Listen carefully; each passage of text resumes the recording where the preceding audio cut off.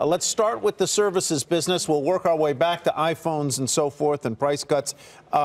Story this morning in the Wall Street Journal indicating that Apple may be bracing for slower growth in the services business. What do you know? What do you think? I mean, the services had a huge growth year last year, so there's going to be a law of large numbers issue, so there could be some slowing.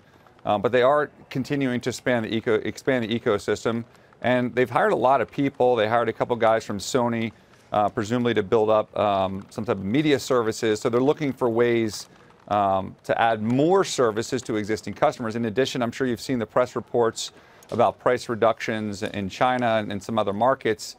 If you get more people buying the phone, then you have more opportunity and more customers to drive service revenue there. So, I mean, let's put this in perspective. You're still talking about a 25 or 30% growth line for a company that's pretty big. And that growth from services and wearables and even the iPad, which is a double-digit grower now, is going to help the company return to overall growth, I think, in the September quarter of this year, the third calendar quarter or the fourth fiscal quarter. Let's talk a little bit about the price cuts, which, as far as we know, according to the reports, apply to certain suppliers or vendors, buyers, whatever you want to call it, in China and China alone, as far as I can tell.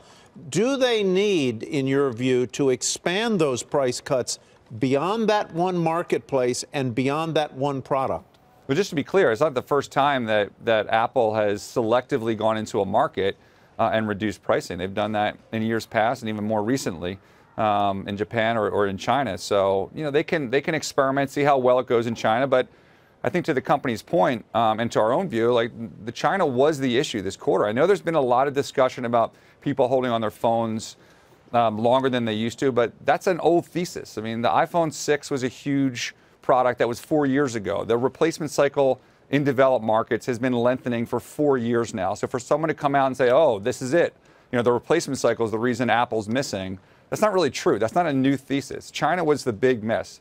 Now, we'll see what happens in 2019. The indications that we're getting from several of the operators in developed markets is that the rate of this lengthening of the product cycle is actually slowing, and you may have an opportunity for an inversion. Why? Not because they necessarily came out with some great product this year, or so they're going to come out with some other great product in 2019 in the September or the December quarter. It's just that people have old phones. They're carrying iPhone 6s and 6Ss that they bought, and at some point that replacement cycle reaches its peak, and there'll be an upgrade cycle. Your revenue growth, though, estimate is 0. Is that right? For the year, absolutely. For the year. 0% growth. And the first quarter is horrendous. What are you paying for? I mean, you know, when you buy Apple, what are you paying for if you're not getting any revenue growth? Well, you're paying a 25% discount to the S&P 500, which is at a 15 multiple, and if they exit the year at 0%, but exit the year in terms of top line growth at 6%, I mean, that's the expectation now. But when they return to growth in the third or fourth quarter, then maybe that argues for a market multiple because they're delivering top line. If for the year there's no growth in net income, they do have this $80 billion share repurchase that's likely to occur this year that helps them deliver earnings growth. And again, it's not the first time that Apple's gone through a year where revenue has declined and they've been able to pull the levers in terms of share repurchase in order to deliver earnings growth. So I think what you're paying for is the belief that they can return to growth in the second half of the year on the back of things like services and wearables and even the iPad.